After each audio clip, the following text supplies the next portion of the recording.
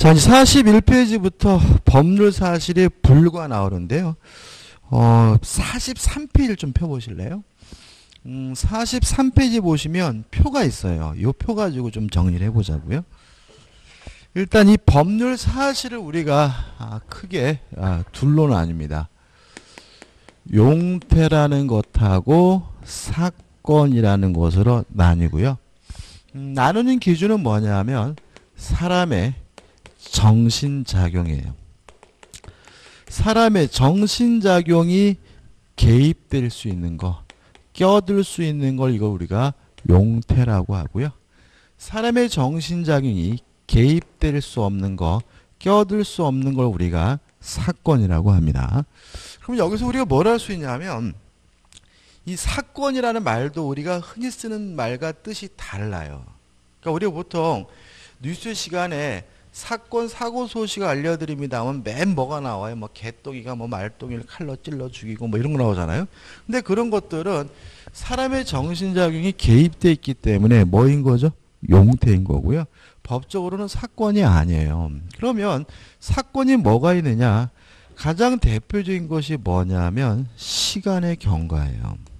왜냐하면 시간이 흘러가는 것은 시간의 경과는 사람의 정신작용이 뭐 될 수 없어요? 개입될 수가 없으니까요.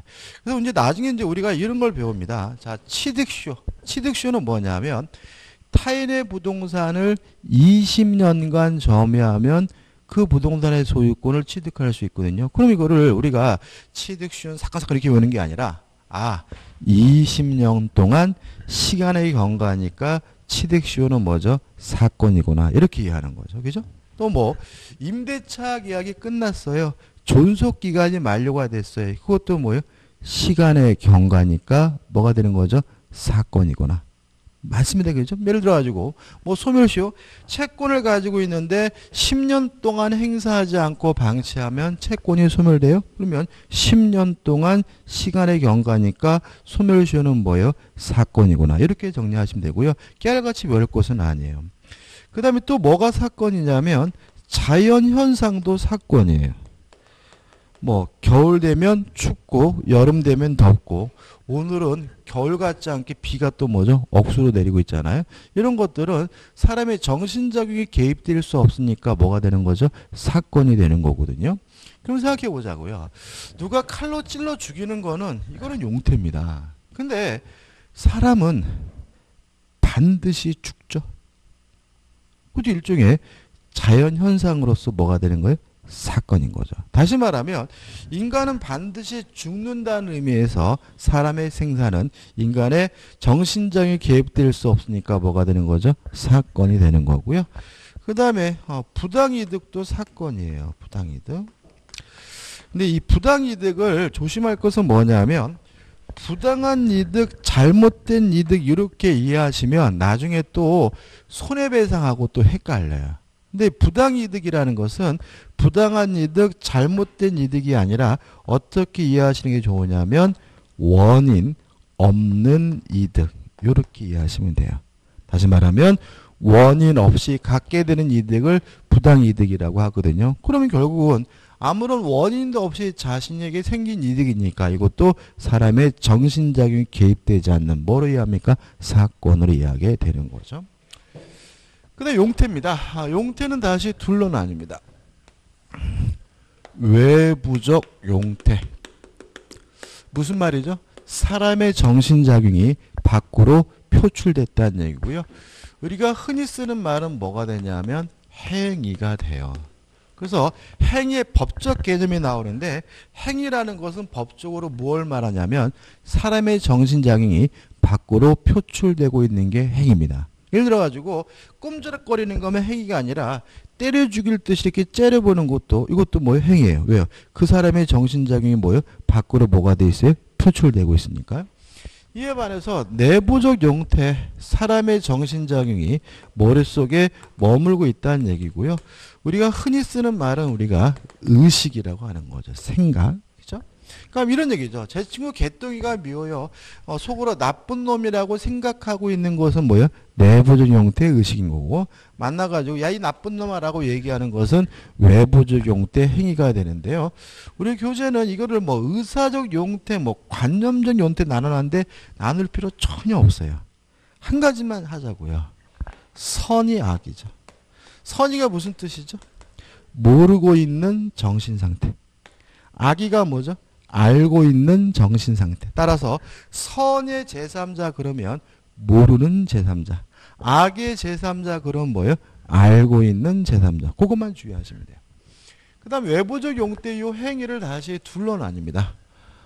적법행위와 뭐로 나뉘냐면 위법행위로 나뉘고요. 위법행위는 두 가지가 있습니다. 채무불이행과 불법행위가 있어요. 실제로 우리가 채무불이행이나 불법행위는 시험 범위가 아니기 때문에 구체적으로 공부를 하진 않지만 시험 문제에 참 잘 나와요. 그래서 개념을 기억하시는데 채무불이행은 뭐냐면 고의나 과실로 채무를 이행하지 않거나 못하는 걸 우리가 채무불이행이라고 하고요. 불법행위는 뭐냐면 고의나 과실로 타인에게 손해를 입히는 것을 우리가 불법행위라고 합니다. 여기서 이제 중요한 개념이 있습니다. 우리가 흔히 손해배상이라고도 하고요. 손해보상이라고도 하거든요. 차이점이 뭐죠? 손해배상이라는 말은 위법한 사람이 손해를 보존해 주는 게 손해배상이고요. 손해보상이라는 말은 위법하지 않은 사람이 적법한 사람이 손해를 보존해 주는 건 뭐예요? 손해보상인 거예요. 예를 들어 제가 자동차를 운전하다가 사람을 치었어요. 그럼 저는 과실로 타인에게 손해를 입혔으니까 저 행위는 뭐죠? 불법행위고요. 운전자인 제가 해주는 것은 뭐가 되는 거예요? 손해배상인 거예요. 근데 제가 다행히 자동차 보험에 가입돼 있어서 보험회사가 해줄 때는 그때는 뭐라고 하냐면 손해보상이라고 해요. 왜요? 보험회사는 아무 짓 안 했죠? 보험회사는 뭐예요? 위법한 사람이 아니잖아요. 그러면 수용배상금이라고 하는 말이 맞아요? 수용보상금이라는 말이 맞아요? 보상금이 맞는 거죠. 왜냐하면 수용이라는 것도 적법한 거잖아요. 그러니까 우리가 수용이라는 것도 법적 절차에 따라서 국가나 기업자와 개인의 재산을 뺏어가는 거니까 뭐 기분은 나쁘지만 그것이 위법하진 않고요. 적법한 것이니까 수용 배상금이 아니라 뭐가 되는 거죠? 수용 보상금이 되는 거예요. 최근에 우리가 일본 놈들하고 굉장히 사이가 안 좋잖아요. 그죠? 그죠? 이제 사이가 안 좋은데 그 계기가 된 이유가 뭐예요? 대법원에서 그 미쓰비시 같은 전범 기업에 대해서 손해배상을 해주라고 뭘 했어요? 판결을 때렸기 때문에 그런 거 아닌가 이거죠? 그럼 여기서 이게 뭐가 문제냐면 이게 어떤 차이가 있는 거냐면 이런 겁니다. 지금 일본 주장은 한국과 일본 간의 한일 협정으로 보상 문제가 끝났다는 거예요. 뭐가 끝났다고요? 보상 문제가. 근데 대법원은 뭐냐면 국가 간의 협약으로 인해서 끝난 건 뭐예요? 보상이 끝난 거지. 뭐가 끝난 건 아니? 배상이 끝난 건 아니라는 거죠. 따라서 그 가해 행위를 한 전범 기업들이 그 위안부가 아니죠. 그죠? 강제징용 피해자에게 뭘 해줘야 돼요? 배상을 해줘야 된다는 얘기인 거예요. 무슨 말 아시겠어요? 그죠? 근데 지금 일본 애들은 주고도 안 해주겠다는 거죠. 돈 문제인가요? 돈 문제가 아니에요. 왜냐하면 만약에 자신들이 우리 대법원 판례를 받아들이게 되면 자신들이 한 행위가 위법하다는 점을 뭐 하게 돼요? 인정하게 되는 거죠. 걔네들은 뭐라고 주장하고 있냐면 일제시대 때 우리한테 하나도 나쁜 짓을 한 적이 없대요. 자기들은 잘못한 적이 없기 때문에 인도적인 차원에서 뭐 해줄 마음이 있어요? 보상은 해줄 마음이 있지만 위안부 사건이 그런 거잖아요. 그죠? 위안부 할머니 보상은 해주겠지만 우리는 잘못한 것이 없기 때문에 죽어도 뭐는 못 해주겠다는 거예요. 손해 배상은 안 해주겠다는 거거든요. 근데 우리 대법원은 아니다. 니들은 지금 우리한테 위법 행위를 했기 때문에 우리에게 고의나 과실로 불법 행위를 했기 때문에 뭘 해줘야 된다는 거예요? 손해 배상을 해줘야 된다라고 판시를 하게 되는 게 여기서 나오게 되는 거죠. 자, 여기서 우리가 수험적으로 기억해야 될 것은 뭐냐면 위법행위여야지만 손해배상을 청구할 수 있다. 이거 꼭 기억해 두셔야 돼요. 그죠? 지금 열심히 설명했잖아요. 그죠? 위법해야지만 뭘 청구할 수 있다고요? 손해배상. 그래서 결국은 우리 시험 문제에서 공인중개 시험 문제에서 반드시 뭐는 나오냐면 손해배상을 청구할 수 있느냐 없느냐는 반드시 지문으로 나오게 돼 있는데 가장 중요한 근거가 되는 것은 뭐예요? 위법해야지만 손해배상을 청구할 수 있다. 다시 말하면 채무불이행이거나 불법행위여야지만 뭘요? 손해배상을 청구할 수 있고 채무불이행도 뭐가 필요하죠? 고의과실이. 불법행위도 뭐가 필요하죠? 고의과실이 필요하니까 원칙적으로 고의나 과실이 있어야 뭘요? 손해배상을 청구할 수 있다. 이렇게 되는 거예요. 그래서 예를 들어 우리가 나중에 이제 사고의 경우에는 손해배상을 청구할 수가 없다. 사기를 당한 사람은 손해배상을 청구할 수 있다. 이렇게 나오거든요. 그럼 여기서 공부할 때 어떻게 하는 거냐면 사고 손해배상 청구할 수 없다. 그게 아니라 사고는 위법하지 않으니까 손해배상을 청구할 수가 없는 거고 사기는 위법한 것이니까 당한 사람이 뭘 할 수 있어요? 손해배상을 청구할 수가 있는 거다. 이렇게 이해하면서 접근하는 두가 되는 거고요. 다시 말하면 위법행위여야지만 뭘 청구할 수 있습니까? 손해배상을 청구할 수 있다는 거 꼭 가지고 가셔야 돼요. 그 다음 적법행위입니다. 적법행위가 둘로 나뉘어요. 가장 중요한 분, 민법의 기준이 굉장히 중요한 분인데. 자, 법률행위라는 것하고 뭐로 나뉘냐면 준법률행위라는 것으로 나뉘어요. 나누는 기준은 뭐냐면 의사표시입니다. 그 적법행위 속에 의사표시가 들어있으면 법률행위고요. 그 적법행위 속에 의사표시가 들어있지 않으면 준법률행위고요. 의사표시는 뭐냐면 의사를 밖으로 표시하는 것이 의사표시인데 요 의사를 다른 말로 하면 뭐라 그러냐면 원하는 바, 바라는 바라고 해요. 그럼 이렇게 되는 거죠. 원하는 바, 바라는 바를 밖으로 표시하는 것이 뭐예요? 의사표시인데 그게 들어있으면 법률행위, 그게 없으면 뭐죠? 준법률행위다. 그죠? 그러면 자, 제가 한번 이렇게 얘기했어요. 오늘 날씨가 참 따뜻하네요. 의사표시인가요? 아닙니다. 그죠? 커피 한잔 하실래요? 의사표시입니다. 참 이쁘시네요. 이거는 의사표시가 아닙니다. 저와 결혼해 주시겠습니까? 이거는 뭐죠? 의사표시죠. 감 잡히시나요? 집이 참 멋있습니다. 이거는 뭐가 아니에요? 의사표시가 아니고요. 그 집을 저에게 파시겠습니까? 이거는 뭐예요? 의사표시인 거죠. 감 잡히시죠? 그죠? 다시 말하면 날씨가 따뜻하다는 말 속에는 원하는 바가 없기 때문에 뭐가 아니에요? 의사표시가 아니지만 커피 한잔 하자는 말 속에는 제가 뭘 원하고 있습니까? 커피 먹기를 원하고 있으니까 그거는 뭐예요? 의사표시고 아름답다는 말 속에는 원하는 바가 없으니까 뭐가 아니에요? 의사표시가 아니지만 결혼하자는 말 속에는 결혼하기를 원한다는 말이 들어있으니까 뭐가 돼요? 의사표시고요. 그 집이 참 멋있습니다라는 말 속에는 의사표시가 없죠. 그렇지만 그 집을 저에게 파시겠습니까? 제가 뭘 원합니까? 집 사기를 원하니까 결국은 뭐가 되는 거죠? 의사표시가 되는 거예요. 그럼 여기서 이제 중요한 걸 알 수 있어요. 자, 법률의 효과는 어떻게 결정이 되냐면 그 속에 들어있는 의사표시에서 결정이 된다는 거죠. 자, 제가 커피 먹자 그랬어요. 좋대요. 그럼 둘이 뭐 먹어요? 커피를 먹죠. 결혼합시다 그랬더니 좋대요. 그럼 둘이 뭐예요? 결혼하잖아요. 커피 먹기를 원하면 커피를 먹고 결혼하기를 원하면 뭐예요? 결혼한다는 말은 결국은 법률행위라는 것은 그 효과가 의사표시, 다른 말로 하면 원하는 바에 따라 효과가 결정되는 거죠. 따라서 법률행위는 뭐냐면 의사표시가 들어있는 적법행위가 뭐죠? 법률행위고요. 효과는 무엇에 의해서 결정됩니까?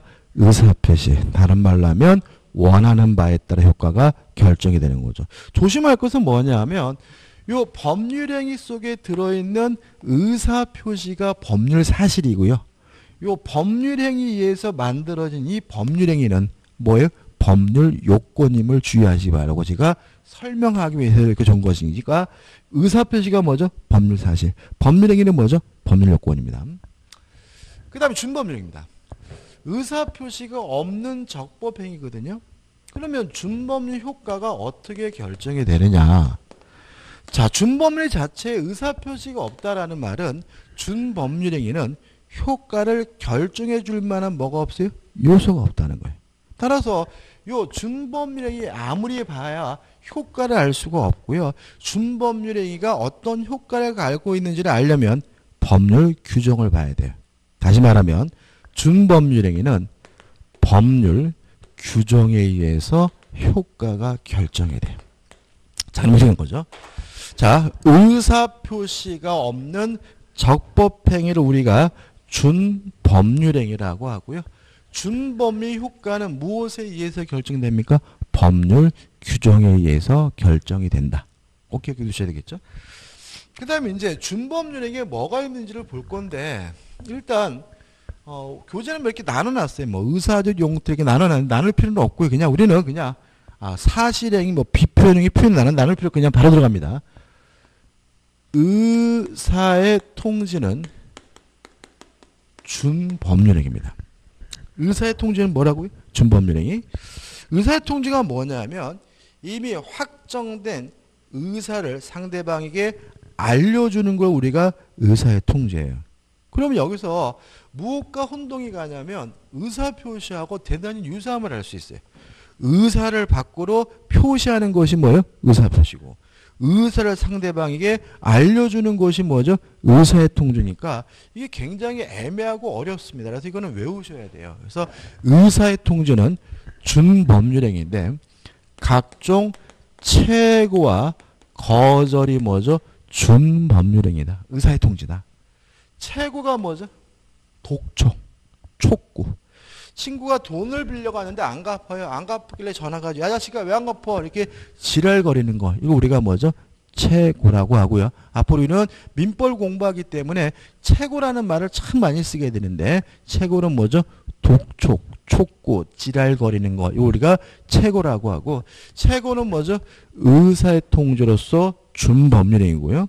최고가 준법률행위라는 말은 최고가 어떤 효과를 갖는지는 무엇에 의해서 결정돼요? 법률 규정에 의해서 결정된다는 얘기죠. 그 다음에 관념의 통지입니다. 관념의 통지는 실제로는 사실의 통지, 객관적 사실을 상대방에게 알려주는 걸 우리가 관념의 통지라고 하는데요. 관념의 통지 예가 많은데 우리 시험 보면 하나만 기억하시면 돼요. 대리권 수여의 통지는 관념의 통지. 자, 한번 생각해 볼게요. 제가요 제 친구한테 이렇게 얘기했어요. 야, 네가 내 대신 제주도 가서 땅 좀 사줄래? 이거는 의사표시예요. 제가 지금 뭘 원하고 있냐면 땅 사기를 원하고 있는 거잖아요. 따라서 대리권 수여는 의사표시인 거예요. 그죠? 대리권 주는 건. 근데 대리권을 주고 나서 땅 주인한테 전화해 가지고요. 안녕하세요. 제 친구 개똥이가 제 대리인입니다. 라고 알려주는 것은 객관적 사실을 알려주는 거니까 의사표시가 아니라 뭐인 거예요? 관념의 통지인 거예요. 이해되시죠? 그죠? 네가 내 대신 땅 좀 사라. 대리권을 주는 건 뭐예요? 의사표시인데 주고 나서 줬다는 사실을 땅 주인에게 알려주는 것은 객관적 사실을 알려주는 거기 때문에 의사표시가 아니라 뭐가 되죠? 관념의 통지가 되는 거죠. 이거 하나만 기억하시고 그 다음에 또 뭐가 있냐면 감정의 표시가 있어요. 말 그대로 기분 좋다, 기분 나쁘다 이런 얘기거든요. 근데 여기서 좀 생각해 볼 것은 기분 좋다, 나쁘다 이런 것은 법적으로 의미가 없고요. 법적으로 의미가 있는 감정의 표시는 뭐냐면 용서예요. 뜻은 뭐죠? 그냥 용서예요. 안 알고 있는 거. 그다음 마지막으로 뭐가 나오냐면 사실행위가 나와요. 요 사실행위가 좀 개념이 좀 어려워요. 교재 잠깐 볼 건데요. 교재 42페이지 보시면 상단에 42페이지 상단에 보시면 비표현행위에서 가로 뭐죠? 사실행위죠. 밑으로 오면 그 행위에 의하여 표시되는 의식의 내용이 무엇이냐를 묻지 않고서 행위가 행하여져 있다는 것 또는 그 행위가 행위에 의하여 생긴 결과만이 법률상 의미가 있는 것. 뭔 개소리죠? 그러니까 이게 무슨 말이냐면 말뜻은 이런 거예요. 어떤 행위가 있었을 때 그 행위를 하게 된 주관적 동기, 이유는 묻지 않고 그 행위 자체가 법적으로 의미가 있는 걸 뭐라 그러냐면 사실행위라 한다. 이런 말이거든요. 그래도 이게 뭔 소린가 싶거든요. 왜 그러냐면 요 사실행위는 나머지 개념이라 해야 돼요. 교재에 나와 있는 대로 기억해봤자 문제 풀 때 아무런 도움이 들지 않고 우리는 어떻게 기억할 거냐면 자, 준법률행위 중에서 의사의 통지나 관념의 통지나 감정의 표시를 뺀 나머지 준법률행위를 몽창 뭐라고 하는 거죠? 사실행위라 한다. 이렇게 이해하시면 돼요. 자, 한번 예를 들게요. 제가 아침에 일어나서 제일 먼저 뭘 했냐면요. 이빨을 닦았어요. 이빨 닦는 것은 저의 정신장애 개입됐으니까 뭐죠? 용태죠? 동의하시죠? 그죠? 무시로 닦는 건 아니잖아요. 그죠? 그리고 행위죠? 그 다음에 이빨 닦는 게 적법하죠? 근데 이빨 닦는 행위 속에는 뭐가 없습니까? 의사표시가 없으니까 뭐예요?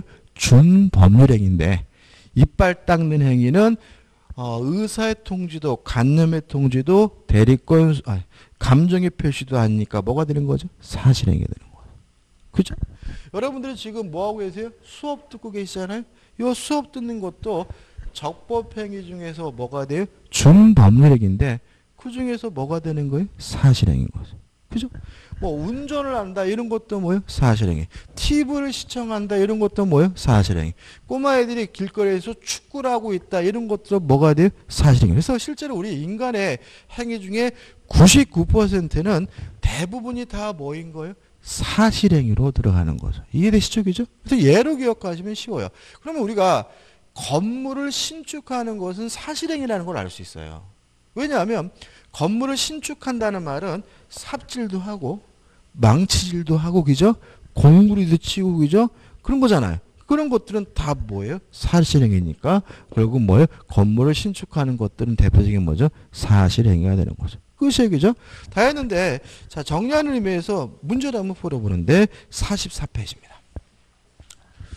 자 44페이지 보시면 우리 공인중개사 기출문제가 나와 있는데 자 읽어볼게요. 법률 사실과 법률 요건에 관한 설명을 틀린 것은 1번은 아까 했죠. 임대차 계약, 계약은 청약과 승낙이라는 의사표시 합주로 성립하는 법률 요건이다. 그죠? 아까 했잖아요. 그죠? 청약과 승낙은 뭐죠? 법률 사실이고 그거로 만들어진 계약은 뭐가 되죠? 법률 요건이죠. 2번 어떤 사정을 알지 못한다는 의미에서 선의도 법률 사실이다. 선의가 어디 있나요? 여기 있죠? 물론 선의도 뭐예요? 모르고 있는 정신 상태고 뭐의 일종인 거죠? 법률 사실의 일종인 거죠.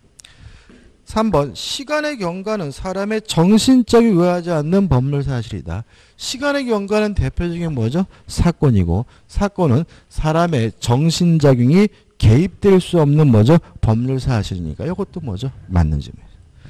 4번 무권대리 행위의 추인 여부에 관한 상대방의 최고는 의사의 통지다. 맞죠? 최고는 독촉은 뭐죠? 의사의 통지입니다. 5번 민법 제552조에 따라 상대방이 최고했음에도 최고라는 말에 동글뱅이 한번 쳐볼까요?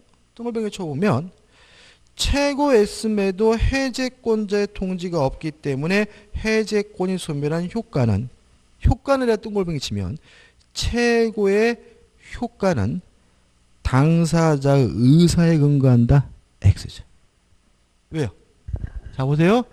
최고는 의사의 통지고 의사의 통지는 뭐예요? 준법률행위이기 때문에 효과는 무엇에 의해서 결정됩니까? 법률 규정에 의해서 결정되는 거잖아요. 근데 지금 5번 질문은 최고의 효과는 당사자 의사에 의해서 결정된다라고 되어 있으니까 5번은 뭐가 돼요? X가 되는 거예요. 근데 이게 우리 공인중개사 시험에 나왔을 때 엄청 많이 틀렸어요. 이 문제를. 왜 틀렸냐면은 다시 지문 보시면 이런 행동을 해요. 민법 제552조 이렇게 나오면 이런 분이 있어. 아씨 큰일 났네. 나 552조가 뭔지 모르는데 저도 몰라. 다시 말하면 몇 조에 뭐가 있는지를 아는 거는 드라마에서나 그러는 거예요. 뭐 대법관들도 몇 조에 뭐가 있는지는 몰라요. 그러니까는 이 552조가 나와 있다 해서 522조의 내용을 외워서 풀란 문제는 아니 그냥 뭐 지나가는 거예요. 그죠? 그 다음에 또 하나 문제가 지금 제가 최고에다가 동글뱅이 치고 효과에다가 동글뱅이 치니까 최고의 효과는 당사자 의사에 근거한다. 딱 들어오잖아요. 그죠? 근데 이거를 만약에 이런 비슷한 문장이 나왔을 때 시험장에 이것을 분석할 수가 있을까? 못할 수도 있겠죠. 근데 여기서 우리가 좀 생각해 볼 것은 우리나라 말을 후치어라 그래요. 그래서 결론이 항상 뭐에 있어요? 뒤에 있죠. 그래서 이런 말 있잖아요. 한국 사람 말은 끝까지 들어봐 자식아 이러잖아요. 그죠? 왜요? 항상 결론이 뭐에 있어요? 뒤에 있으니까. 그러면 결국은 만약에 무슨 말인지 모르겠으면 이런 문제 나오면 결론부터 보시라고. 결론 뭐가 되냐면 이렇게 됐잖아요. 효과는 당사자 의사에 근거한 거. 이게 결론이잖아요. 그죠? 이 문장이 그죠? 그러면 효과가 당사자 의사에 의해서 결정되는 것은 뭐 해야 돼요? 법률행위해야 되는데 이 앞에 말이 뭔지 모르지만 계약이나 단독행위 같은 뭐가 아니면 알 수 있어요? 법률행위가 아니면 알 수 있다면 5번이 뭐예요? 틀린 지문이라는 사실을 뭘 해야 돼요? 유추해내셔야 돼요. 그리고 이 문제에 시사하는 바가 많은데 뭔가 얘들을 깨알같이 외울 것을 요구하지는 않아요. 그러니까 이 최고라는 말도 우리가 공부하면서 수천 번, 수백 번 반복할 단어거든요. 그러니까 우리가 민법 공부하면서 수백 번, 수천 번 반복할 단어만 시험 문제에 나오는데 그것이 어떤 의미를 갖고 어떤 체계적 지위를 갖고 있는지에 대한 이해하는 식의 문제가 출제되니까 뭔지 모를 무언가를 깨알같이 머리글자를 따가지고 외운다 그래서 문제를 풀리는 것이 아님을 좀 주의하시기 바랍니다. 그래서 민법은요. 나중에 외워야 돼요. 민법은. 나중에 뭐 해야 된다고요? 외워야 돼요. 외워야 돼. 어차피 외워야 문제 풀 때 편하잖아요. 그죠? 근데 문제는 시작할 때는 절대로 외우시면 안 된다는 거예요. 왜냐하면 시작할 때부터 뭔 소리인지 모르고 막 외워 제껴버리시면 이게 자기가 무슨 말인지도 모르는데도 불구하고 알고 있다는 착각에 빠져가지고 나중에 시험이 임박해서 정리하는데도 불구하고 실력 향상이 안 되는 이유가 돼버려요. 무슨 말 아시겠습니까? 그죠? 다시 말하면 무슨 말인지를 먼저 뭐 하시고요? 이해하시고 그리고 나중에 외우는 거는요. 진짜로 거짓말 안 하고 한 보름만 시간 투자하면 돼. 나중에 이해를 가지고 뭘 하셔야 돼요? 외워야 되는 것이 이거는 생략하고 무조건 처음부터 초정부터 뭐요? 외워 제껴버리면은 공부하는 기간이 3년, 4년 공부했는데도 불구하고 나는 항상 이 민법은 모르겠어. 이런 일이 빠질 수가 있으니까 민법에 있어서 시작할 때입니다. 그죠? 나중에 외워야 되겠지만 시작할 때 암기는 할 필요가 없는 것이 아니라 민법 공부하는데 가장 중요한 방해 요소가 될 수 있다는 거 잊지 마시기 바라고요. 처음에는 뭐죠? 이해하려고 노력해요. 특히 우리 1월부터 3월 때까지 이 3개월 동안은 절대로 뭐 하지 마세요? 외우지 마시고 무슨 말인지를 자꾸 어떻게 해요? 이해하고 곱씹고 왜 그럴까 생각해야 된다는 걸 다시 한번 강조해 말씀을 드립니다. 자, 이제 45페이지입니다. 자, 45페이지 보면 이제 뭐가 나옵니까? 법률행위가 나오잖아요. 그죠? 자, 의의 알잖아요. 그죠? 한번 읽어볼게요. 자, 45페이지 상단에. 법률행위란 뭐냐? 일정한 법률 효과의 발생을 목적으로 하는 하나 또는 수개의 의사표시를 불가결의 구성요소라는 법률 요건이다. 문장 들을게 어렵죠? 그죠? 결국 무슨 말이에요? 법률행위가 되려면 불가결하게 반드시 뭐가 있어야 돼요? 의사표시가 있어야 된다는 거죠. 왜요? 의사표시가 없으면 법률행위가 아니라 뭐예요? 준법률행. 그래서 앞에 말은 들을게 어렵지만 무슨 말이에요? 법률행위란 법률 요건인데 무엇에 의해서 구성되어 있죠? 의사표시에 의해서 구성되어 있다. 다시 말하면 법률행위가 되려면 반드시 뭐가 필요합니까? 의사표시가 필요하다. 이런 얘기죠. 그 다음에 2번 법률행위 의사표시 서술도 복잡하게 나와 있지만 결국 무슨 말이겠습니까? 법률행위 되려면 반드시 뭐가 있어야 돼요? 의사표시가 있어야 된다. 이 말이 또 나오는 거예요. 그 다음에 또 법률 효과는 무엇에 의해서 결정된다고요? 의사표시. 그럼 밑에 2번 의사표시와 법률의 관계는 결국 뭐겠어요? 법률행위가 되려면 의사표시가 어떻게 해요? 있어야 된다. 그죠? 그 다음에 나 다 해가지고 마지막에 법률 효과는 의사표시에 의해서 결정되니까 의사표시가 무효면 법률행위도 뭐가 돼요? 무효가 되고 의사표시가 취소가 되면 법률행위도 뭐가 돼요? 취소가 된다. 이런 말이 나오는 거죠. 일단 넘겨보시면 이제 뭐가 나오냐면 법률행위의 요건이 나와요. 자, 법률의 요건 해가지고 뭐가 나오냐면 성립 요건이 나옵니다.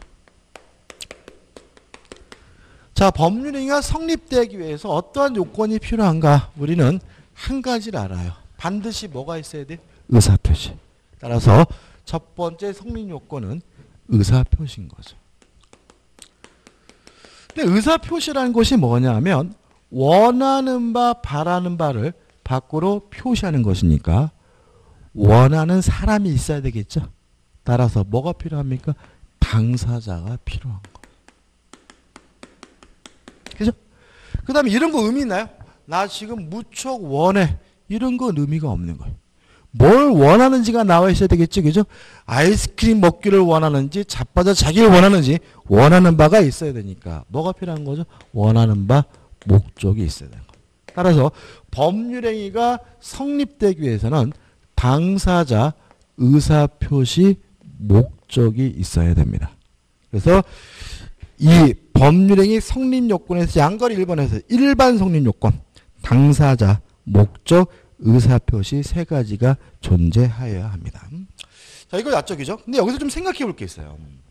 특별효력요건인데, 특별성립요건인데, 실제로 우리가 수험적으로는 성립요건 하면 당사자 의사표시 목적은 당연한 거기 때문에 시험 문제에 나오더라도 답이 아니에요. 뭐가 떠올라야 되냐면 요물계약이라는 것이 떠올라야 돼요. 자, 우리가 저번 달에 인문과정 하면서 자, 요물계약이 뭡니까? 계약 법률행위가 성립되기 위해서 일정한 물건이 요구되는 계약이 뭐죠? 요물계약이잖아요. 그러면 계약이 성립되기 위해서 일정한 물건이 요구된다는 말은 요물계약에서 요구하는 그 물건은 법률행위의 뭐인 거죠? 성립요건인 거죠. 따라서 계약금 계약은 요물계약이므로 계약금 계약에서 계약금의 지급은 법률행위의 뭐가 되는 거죠? 성립요건인 거죠. 동의하시죠? 그죠? 보증금 계약은 요물계약이니까 보증금 계약에서 보증금의 지급은 계약, 법률행위의 뭐가 되는 거예요? 성립요건인 거죠. 그 다음에 돈 대신 물건으로 갚는 대물변제도 뭐죠? 요물계약이었잖아요. 그러면 돈 대신 물건을 갚는 대물변제가 요물계약이란 말은 대물변제 계약에서 재산권을 이전해 주는 것도 법률행위, 계약의 뭐가 되는 거예요? 성립요건인 거죠. 또 현상광고도 요물계약이었죠. 이거 좀 자세히 했잖아요. 그죠? 따라서 현상광고가 요물계약이라는 말은 현상광고 계약에서 지정된 행위를 완성하는 것도 계약, 법률행위의 뭐가 되는 거죠? 성립요건이 되는 거예요. 그래서 실제로 우리가 수험적으로 교재에 나와 있는 거 몰라야 되는데 성립요건 하면 팍 뭐가 떠올라야 되냐면 요물계약이라는 개념이 팍 떠올라야 돼. 요물계약하면 뭐가 떠올라야 되냐면 성립요건이라는 개념이 떠올라야 돼. 과거에는요. 여기서 시험 문제가 나오면 뭘 물어보는지도 모르고 뭘 물어보는 거지? 이런 거 틀리는 경우가 있었거든요. 자, 성립요건 하면 뭐가 떠오릅니까? 요물계약. 요물계약하면 뭐가 떠올라야 돼요? 성립요건이 떠오른다. 이거 잊지 마시고. 그 다음에 이러한 요건을 갖춰서 법률행위로서 성립은 하면요. 성립한 법률행위는 무효일 수도 있고 뭐일 수도 있는 거죠? 유효일 수도 있는 거죠. 따라서 무효, 유효를 논하려면 먼저 법률행위로서 뭐가 돼야 돼요? 성립이 돼야 돼요. 만약에 법률행위로서 성립조차 되지 않았다면 무효, 유효를 뭐 할 필요 없어요? 따질 필요가 없는 거고요. 또 성립한 법률행위는 무효일 수도 있고 유효할 수 있다는 말은 유효하기 위해서 일정한 뭘 갖춰야 돼요? 요건을 갖춰야 된다는 얘기인 거죠. 그래서 교재 보시면 하단에 3. 법률행위 뭐죠? 효력요건. 이게 뭐죠? 유효요건이죠. 그죠? 자, 법률 유효하기 위해서 첫째, 당사자에게 뭐가 필요하냐면 능력이 필요해요. 또 의사표시에 있어서 의사표시가 합치가 되고요. 의사가 형성되는 과정에 하자가 없어야 돼요.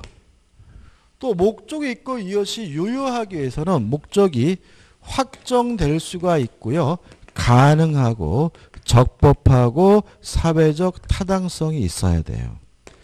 근데 재밌는 거는 우리가 요 목적에 관한 유효권 다음 주까지 공부할 거예요.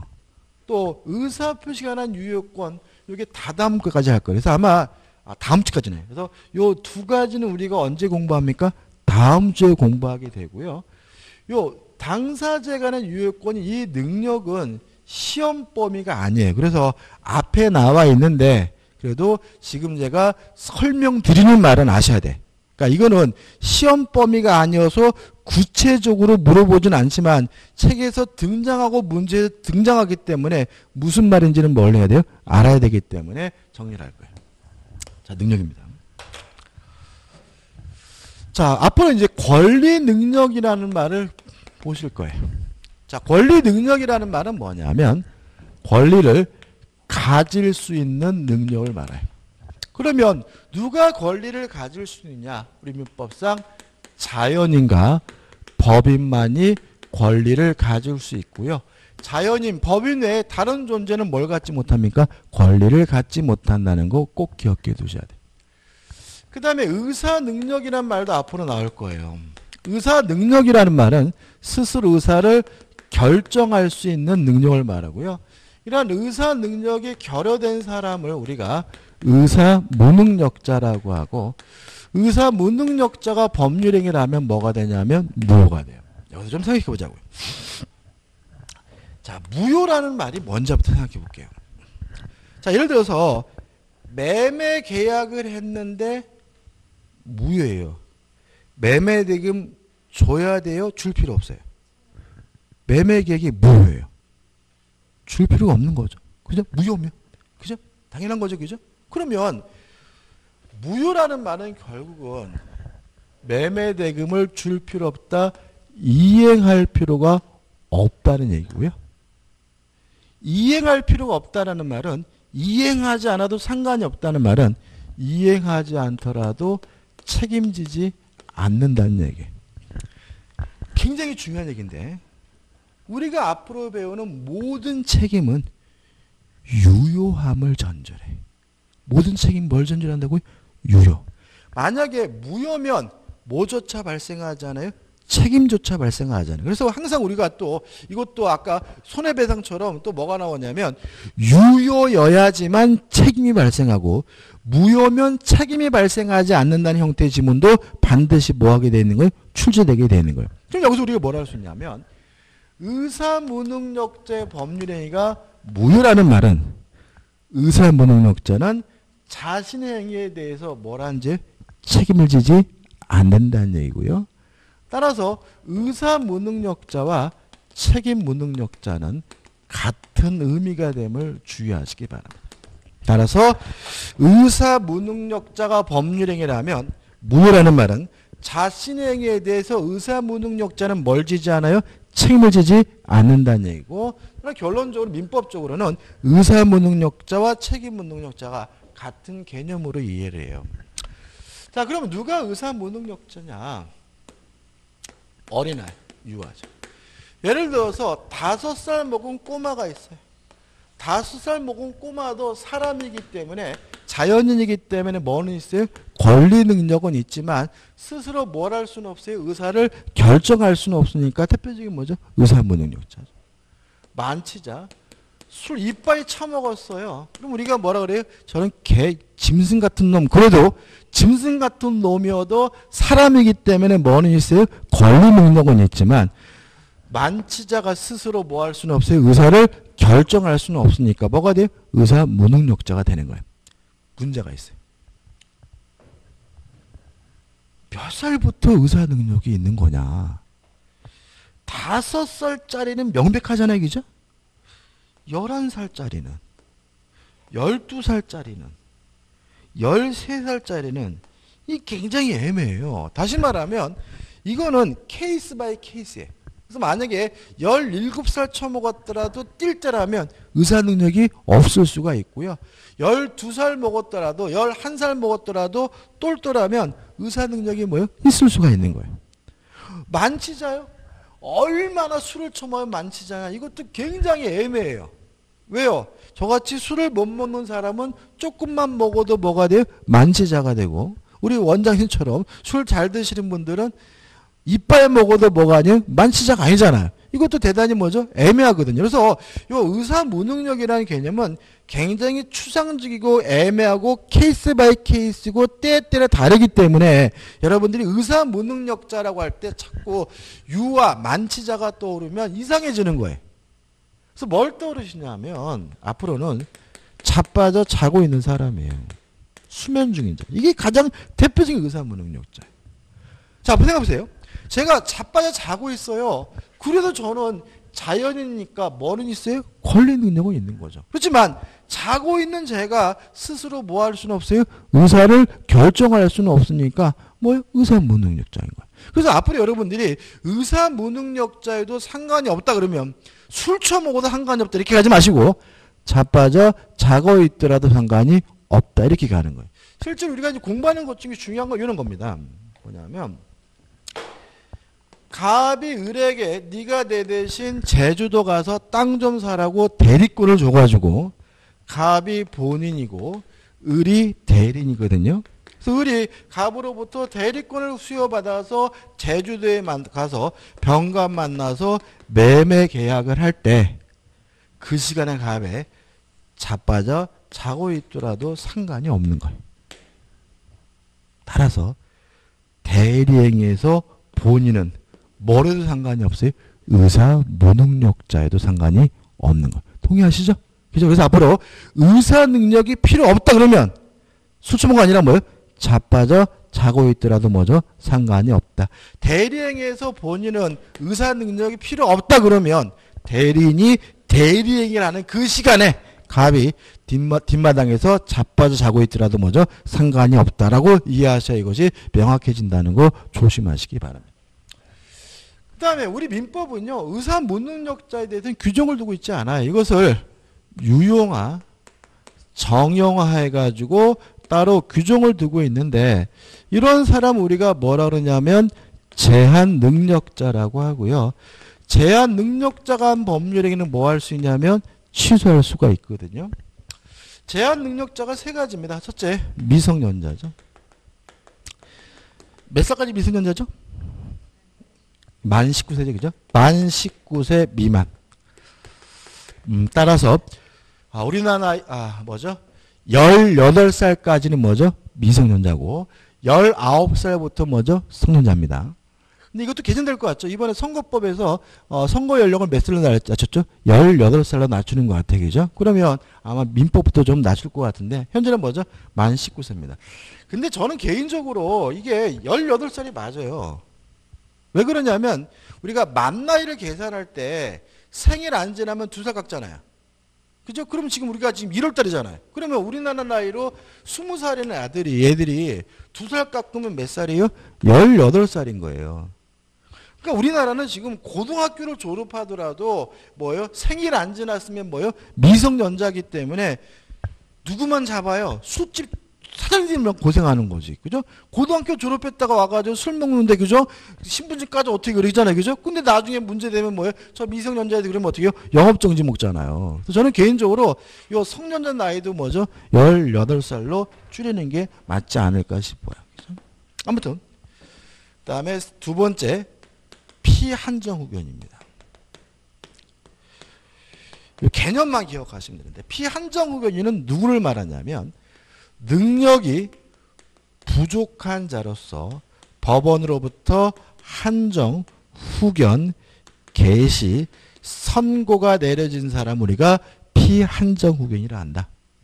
능력이 뭐하다고요? 부족해요. 부족해서 그 사람을 보호하기 위해서 법원이 한정, 후견, 개시, 선고를 하게 되면 피한정 후견이 되고요. 피한정 후견이 되면 일정한 행위를 하고자 할 때 법정 대리인의 동의 없이 하게 되면 뭐 할 수 있냐면 취소할 수 있어요. 세 번째, 피성년 후견입니다. 피성년 후견인은 누구를 말하냐면 능력이 결여된 사람의 능력이 뭐라고요? 결여된 자로서 법원으로부터 성년, 후견, 개시, 선고가 내려지면 이분은 뭐죠? 피성년 후견이고 이 피성년 후견인 법률행위도 뭐 할 수 있어요? 취소할 수 있어요. 자, 기억을 돕기 위해서 말씀드리면 몇 년 전에 롯데그룹의 신격호 총회장님에 대해서 여동생분이 우리 오빠는 능력이 결여됐으니까 성년 후견 개시 선고를 해달라고 법원에다가 청구를 해요. 청구를 해가지고 가정법원에서 심리를 해보니까 신격호 회장님은 능력이 결여된 것이 아니라 능력이 뭐죠? 부족한 것으로 평가됐기 때문에 판사가 판정 후견 개시 선고를 했고요. 그래서 현재 신격호 회장님은 뭐가 된 거죠? 피한정 후견인 상태예요. 근데 만약에 제가 봤을 때 이건희 회장님은 안 돌아가셨죠? 그죠? 근데 뭐 생존에 계신다고 하는데 의문스럽죠? 그죠? 아마 그분에 대해서 만약에 청구가 이루어지면 뭐로 평가될 수 있을 것 같아요? 능력이 결여된 분으로 평가되겠죠. 그럼 만약에 이건희 회장님에 대해서 만약에 청구가 이루어지면 법원은 능력이 결여된 자로서 성년 후견 개시 선고를 하게 되면 그분이 뭐가 되는 거죠? 피성년 후견인이 되는 거죠. 그죠? 근데 아마 근데 그분은 오늘 이번에 최근 뉴스 보니까 주식이 또 뭐 엄청 많이 올라가지고 그분은 또 재산이 또 뭐 5조인가 4조 원을 또 버셨대요. 1년 동안. 부러워 죽겠어. 그죠? 어떤 분은 누워서 혼수 상태인데도 1년에 뭐죠? 몇 조씩 벌고. 그냥 우리는 그냥 뼈 빠지게 고생하는데 조는커녕 뭐예요? 말도 말죠. 아무튼. 자, 기억해 주시고, 그죠? 능력이 부족한 사람에게 한정 후견 개시 선고라면 피한정 후견이, 능력이 결여된 사람에게 성년 후견 개시 선고라면 피성년 후견이고 두 가지는 능력이 달라요. 다른데 우리는 시험 범위는 아니기 때문에 자세히 안 들어가고 이러한 제한 능력자가 법률행위를 하면 뭐 할 수 있다고요? 취소할 수 있다 정도예요. 다시 말씀드리지만 요 능력에 관한 부분은 뭐가 아닙니까? 시험 범위는 아니기 때문에 용어 정리 차원에서 제가 지금 열심히 떠든 부분까지는 꼭 뭐 하셔야 돼요? 기억해 두셔야 됩니다. 자, 여기서 이제 우측에 보시면 이제 뭐가 나오냐면 특별 효력 요건이 나오죠. 자, 요거는 아까 제가 요건 이제 오늘 했잖아요. 간단하게. 요거하고 요거는 뭐죠? 우리가 다음 주에 한다 그랬잖아요. 그죠? 그럼 우리는 이제 뭐만 공부하면 돼요? 특별 효력 요건만 공부하면 되는데 여기서 우리가 좀 떠오를 게 있어요. 유동적 무효라는 개념입니다. 뭐라고요? 유동적 무효. 자, 유동적 무효는 뭐냐면 지금은 무효지만 일정한 요건을 갖추면 유효로 뒤바뀔 가능성 있는 무효가 유동적 무효거든요. 그러면 유동적 무효에서 요구하고 있는 그 요건은 유효하기 위한 요건인 거죠. 그죠? 다시 한번요. 유동적 무효가 뭐라고요? 지금은 무효지만 일정한 요건을 갖추며 유효로 뒤바뀔 가능성이 있는 무효가 유동적 무효니까 유동적 무효에서 요구하고 있는 그 요건들은 결국 유효하기 위한 요건, 효력 요건이 되는 거죠. 그러면 유동적 무효가 뭐가 있냐면 뒤에서 자세히 배울 거죠. 첫째, 토지 거래 허가 구역 내에서 거래를 하면 일단은 뭐예요? 무효인데 나중에 허가를 받으면 뭐가 돼요? 유효가 되니까 유동적 무효고요. 이 허가는 유효하기 위한 뭐가 되는 거죠? 유효 요건인 거죠. 두 번째, 정지 조건이거든요. 자, 정지 조건이 뭐냐면 뒤에서 배울 겁니다. 현재 지금은 효과가 없지만 조건이 성취가 되면 효과가 생기는 게 뭐예요? 정지 조건인 거거든요. 예를 들어서 네가 공인중개사 시험에 합격하면 1억 주겠다고 했어요. 그 말은 현재 지금 당장 1억 주겠다는 얘기 아니잖아요. 효과 없잖아요. 다만 어떻게 하면요? 합격해야 1억 받을 수 있잖아요. 따라서 정지조건부 법률행위도 유동적 무효고요. 정지조건부 법률에서 조건의 성취는 뭐가 되는 거죠? 유효 요건이 되는 거죠. 시기?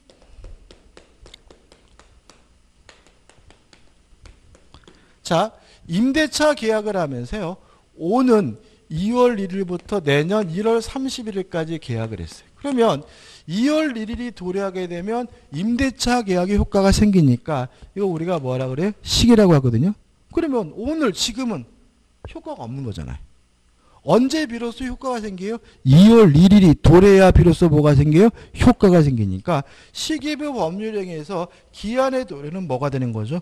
효력 요건이 되는 거죠. 그래서 여기서도 아까 제가 성립 요건하면 요물계약이 떠올려야 되는 것처럼 유효 요건하면 뭐가 떠올라야 돼요? 유동적 무효라는 말이 떠올라야 됨을 잊지 마시기 바랍니다. 여기까지고요. 정리하는 의미에서 우측에 문제 한번 풀어볼까요? 대리행위의 효력이 발생하기 위한 요건이 아닌 것은요. 자, 이런 식으로 전형적인 문제가 나오는데 답이 뭐냐면 3번이에요. 왜냐하면 계약금 계약은 무슨 계약이죠? 요물 계약이고 계약금 계약에서 계약금의 지급은 뭐예요? 성립 요건이잖아요. 다시 말하면 다음 중 효력이 발생하기 위한 요건, 유효 요건이 아닌 것을 찾으란 얘기는 아무거나 찾으란 얘기가 아니라 뭘 찾으란 얘기예요? 성립 요건을 찾으란 얘기고요. 성립 요건을 찾으라고 하면 뭘 찾아보시면 돼요? 요물 계약을 찾으면 되는 거예요. 따라서 답은 뭐죠? 3번이 되고 나머지 것들은 다 뭐죠? 유동적 무효인 거죠. 여기까지고 좀 쉬었다가 48페이지의 법률행위의 종류를 보도록 하겠습니다.